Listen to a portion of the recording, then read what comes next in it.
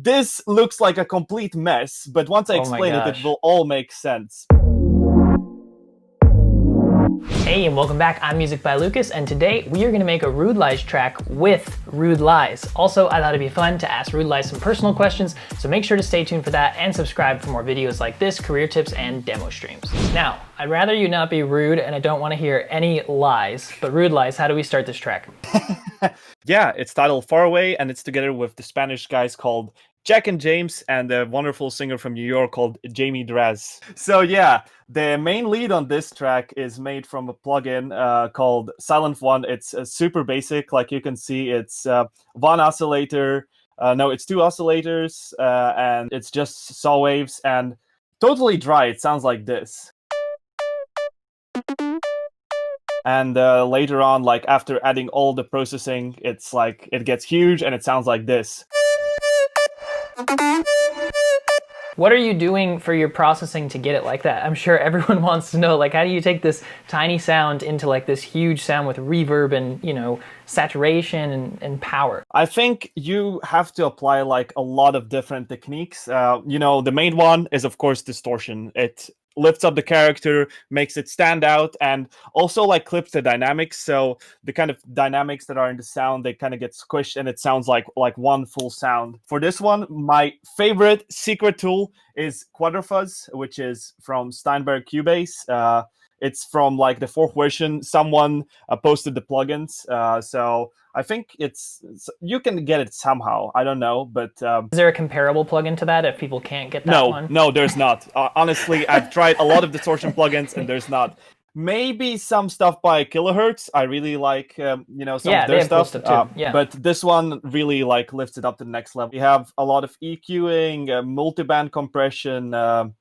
We have, of course, Camel Crusher. I don't use this one a lot anymore, but it really still works. And then there is also a little bit of room reverb. This is a really good technique to use if you want to like just introduce a little bit of space that can, make your sound a little bit more 3D. Adding it somewhere in the chain works. I have a super hard compressor. This one I learned to use from in a video from Fox Stevenson, and it's amazing because it can squash your sounds like OTT, but not change the sound of the track way too much that you're editing. Okay. And then, of course, we have everyone's favorite plugin, OTT, just doing the OTT. job. What you should know, though, is exactly what all of the buttons are doing. With this one, I'm always turning down the upward compression because if I would have everything at 100, it wouldn't sound as good. So let's try that. It sounds really squished. It doesn't sound dynamic at all. But if we bring down the downward a little bit and put depth, let's say, to 35%, we get this. A loud, compressed, hype sound. So that works really well. A lot of plugins, not really necessary to go through. But basically, the thinking you apply is just like take frequencies you don't like, compress whatever you feel like needs reducing. And I use FabFilter Multiband for the reason where, sometimes you feel like some frequencies are sticking out and, you just want to make sure to tame the dynamics. And the whole thing about compression is like really hard to learn. What's your number one biggest compression tip then that I think beginners what do you think beginners should know about compression? See where it applies the best, because let's say on leads, maybe you don't need to use it that much because it's just like not something that changes dynamics a lot. But let's say when you're talking about a vocal, you need to reduce the dynamics in that. And I think you should always listen for the attack and release settings. This is what my teachers told me not to do because they teach you, okay, you have to learn about threshold and ratio and all that. That's important, of course, because those are the principles. But the attack and the release are what make the character of the sound. If let's say you have a slow attack and a fast release, then you get a super clicky sound. But on the other side, if you have a fast attack and a long release, you get like a super long, dragged out sound. So you kind of need to learn those things. That's something about EDM too that I think is, or just electronic music, is it kind of goes against the rules because a lot of the sounds are super compressed, a lot of the sounds are super fat. They have different dynamics. So sometimes, like especially from like traditional teachers, they're definitely going to go against like what EDM producers do for those kind of things, or for mastering in general. Like you know, there's just a lot of differences, I think, for EDM specifically. Just wait until you see my master chain. That thing is always like crazy. I mean, I push tracks to the absolute maximum until they still sound good. You know, for me, leads are such a like special thing. I add a lot of life and a lot of detail to them, and here's where my psychology comes in. You need a lot of automation to bring your leads to life. Yes, As really you good can point. see, this looks like a complete mess, but once I Oh my explain it, it gosh. will all make sense. I love it. So on the lead chain, we have a reverb, and this is kind of like my secret reverb technique that I use with Valhalla Room. As you can see here, I'm automating both the mix and the early late mix. If I would be only automating the mix, you'll hear it doesn't sound like very tight. I'll turn that off for a second, and you can hear. If you listen really closely, you can see there's a slight release after that. But once I turn on the early late mix automation, Yeah, really you can nice. hear that it already like super tight. Super cool, and I think you need to like really spend time with these details and just make sure that it stands out. You can also see that I have a automation for glitch, Yep, and I love glitch. what I'm doing here is doing like kind of a ring mode automation. It's really cool. You need to do these kind of things where you really bring your leads to life, because if they're going to be lifeless, you're not going to be really standing out. And Right. just find your own way.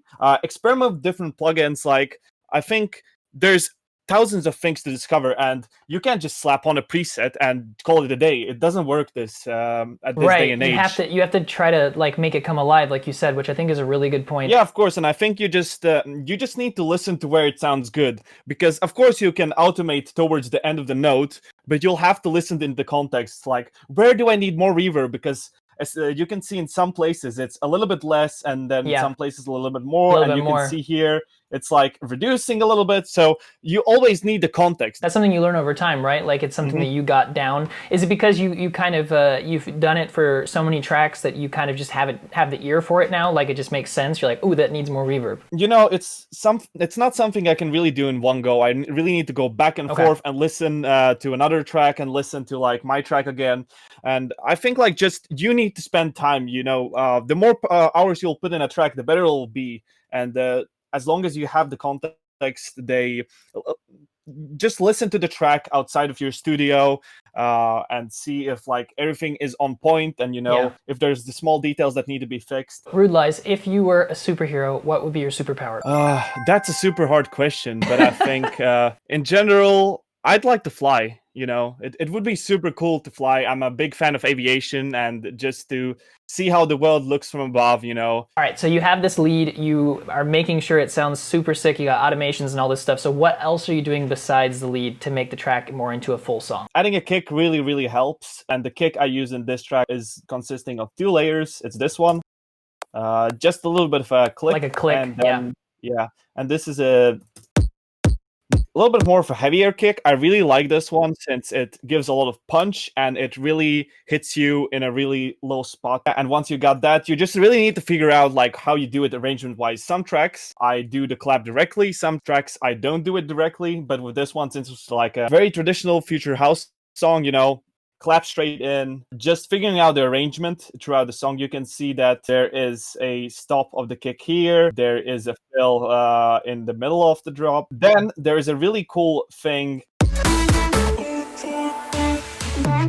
I added like an automation to the leads. Let me see if I can find it. Is that through Glitch that you're doing that? No, it's actually through a Tremolo plugin native to Studio One. It's called Xtrem. And what you do is you basically set it up to 16T and then increase it here, and then you get this effect.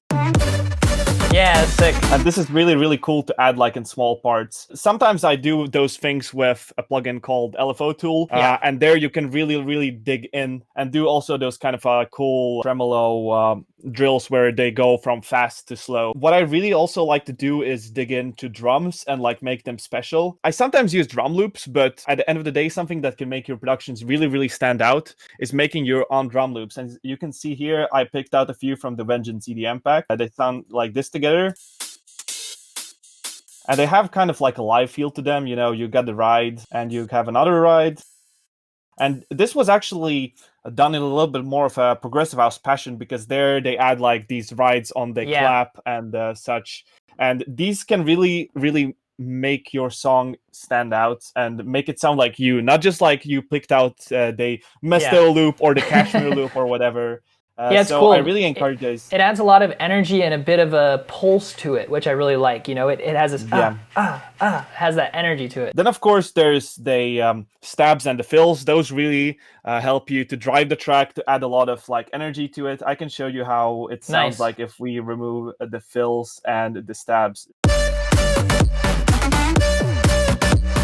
And it sounds cool, but it's kind of missing something. So those stabs really, really help to exaggerate everything. So it's kind of like, you know, normal horns, and just try out different ones, whichever ones you like feel are the best. I think like every producer really needs to go on a sample hunt to like find stuff that really sticks out, because I've seen so many times people using the Seth Hill stab, and I'm always like, dude, why? You have so many little samples here and there. Like, it'd be almost impossible to recreate this track as another producer, because there's just so many little attributes that you throw in little spots to make it unique and make it your own. And I can tell the detail that you put into it. And I think that's what the labels, especially if it's a newer producer, that's what they really notice is like, and you know this because you listen to a lot of demos, like you're like, wow, they really put the detail in, they put the time in. Yeah, of course. I mean, time is one part, but at the end of the day, you really need to make sure that the track hits you in a way that, you know, it hasn't done before, or it's like just special. You know, I can't put a finger on what makes a track special. I think that's the most special thing about making a track special, is that you can't pinpoint what makes it special. You know what I mean? You can't put it in a box, and that's what makes it special. Of course, there's some parts of the track that I really, really enjoy myself. Like, I've listened to this drop 1,000 times, but the one part that I can't, you know, get tired of is the build up, because it's let's talk about the build up. Not being done like a lot of times in EDM, so it sounds kind of like this. What do I need to say? It's too late, turn back. I can stand your pain. Please go far, far away. What do I need to say? It's too late, turn back. I can stand your pain. Please go far, far away. Nice. Yeah, a lot of build-ups are like super, super hype. But for this one, I kind of wanted to do like something that was a little bit more emotional. What's special about this vocal is that it wasn't in the original demo that Jack and James sent me. I had a chorus written, but I just didn't feel it 100%. So what I did is that I actually wrote it myself and sang on this track. So you can see all of these tracks here are me. That's sick. And it sounds like this. What do I need to say? It's too late, turn back. I can stand your pain. Please go far, far away. And I wrote this based on the melody of the drop, and it really helped, because if you add something like your melody in the drop, in the build-up, it really kind of glues your track together. And in this instance, I don't think anyone has done it in the exact same way. You know, it's really some dope. people are doing melodies based on vocals, but this is a melody. This is a vocal based on the melody. Yeah, exactly. I also really like how you tie together the drop by slowly kind of bringing in the lead and bringing in a couple more elements so that they really flow into each other. And of course, the vocal helps with that too, because it's playing the same melody. You really need to dig in and try to find ways to make everything special. And of course, you can put in you know, as I did, I got a little bit influenced of Rehab. And Mike Williams for the big part, the big chord part, because, you know, that's something I want to have in my shows where people can clap together, you know, where they can feel euphoric, just experiment. I think that's the most important thing, which I feel like a lot of people aren't doing.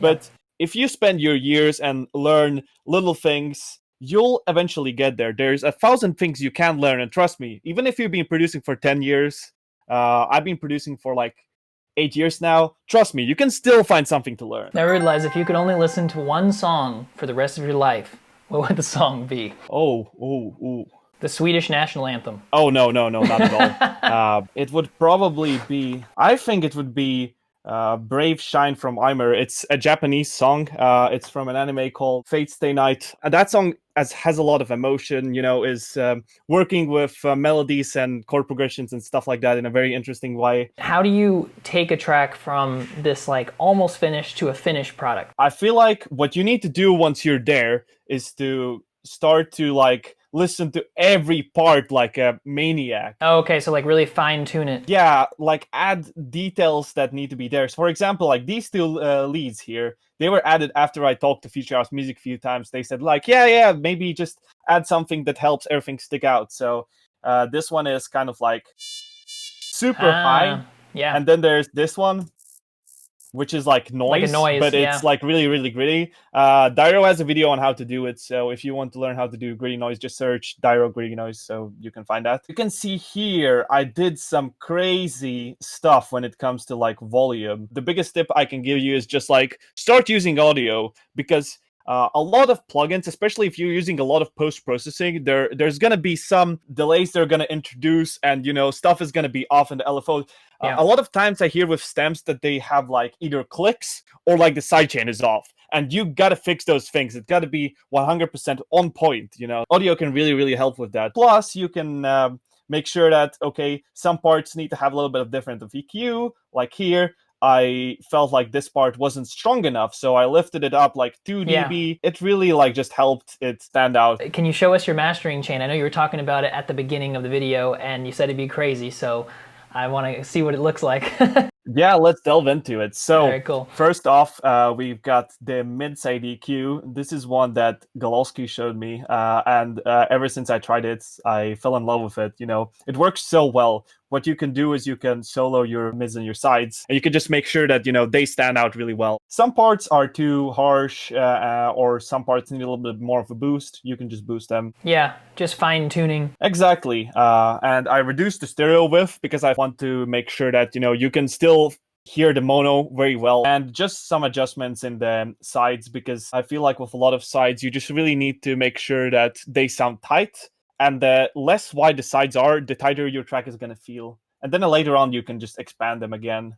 Here I'm doing another thing that might feel crazy, but bear with me, it's going to make sense. I'm doing 2 compressors. One is literally just reducing the peaks. It's not doing much. But the other one is doing the real deal. You really need to pay attention to attack and release. And these attack and release settings are gold. I really encourage you to use these if you want to make sure your mixes sound punchy. So just copy the compressor and just take a screenshot. After that, we've got 2 Pulk decks. And why am I using 2? Well, because I'm boosting 2 different frequencies. One is 16K, other one is 12K. We've got FabFilter multiband. We've got Ozone. I use Ozone just for like really, really small stuff. Here you can see I did some stereo imaging. My approach to stereo imaging is pretty simple. I just look at the vector scope and see if it needs more widening. And I make sure that it doesn't go a lot to -1, because if it goes, then it goes out of phase and it will sound like bad in mono. You shouldn't overdo the masters, but overdo if you know what you're doing. Yeah, if you know what you're doing. Yeah, exactly. Exactly, and that'll come really, really soon. The last plugin on Ozone, we've got an IRC free balanced, which is all like just bringing the track up to 0 dB. It's not doing the whole limiting. Then, for some reason, I decided to put the automations here. I do one automation for the high-pass filter. To kind of thin it out before the drop? Yeah, exactly. It helps it to drop fatter. The max I would go with that one is like 200 if you're not doing it in an individual sound. Then we're having a gain automation. And here you can see that I boosted it a little bit in the beginning of the drop. And it to really make it can hit make... really hard, right? Yeah, for sure. And you shouldn't be afraid to like draw slopes that make no sense. Because at the end of the day, if it helps to bring the track up, it will work. And then towards the end, we've got the second limiter, which is basically just clipping off a little bit of the peaks, as you can hear here. Yeah, your mastering chain is crazy. I love it. To top it off, we've got the Invincible limiter, which is the thing that can make your track the loudest. It's literally, I haven't heard a limiter which can make anything so loud. And I think a lot of producers would agree with me on that one. Of course, there's other limiters that will make it sound different, make it sound more punchy or such. But this is the loudest. And I mean, at the end of the day, we all love a little bit of loudness, don't we? Yeah, why not? I love it when tracks hit hard. Yeah, for sure. With this one, I just make sure that it's on 16 oversampling when I'm bouncing it out. And, so what it basically does is just makes it sound better. Like sometimes it will clip with 1 But these are like kind of things you just learn after a few years. You don't have to know them in the beginning, but you know, after a few years, you'll just nerd yourself out on like how to make every detail sound perfect. What would be your biggest mastering tip for beginners? Like if someone's like, you know, just trying to get it to sound pretty clean or pretty powerful. Work with EQ, work with stereo imaging, I would say, and do some automations. That's it for Rude Lies. Make sure to comment which artist you want me to make a video with like this next, and like this video if you like Rude Lies. Become an official member of my team to start working together with me. Subscribe here and to Rude Lies, and now you have to choose which of these two videos you want to watch next.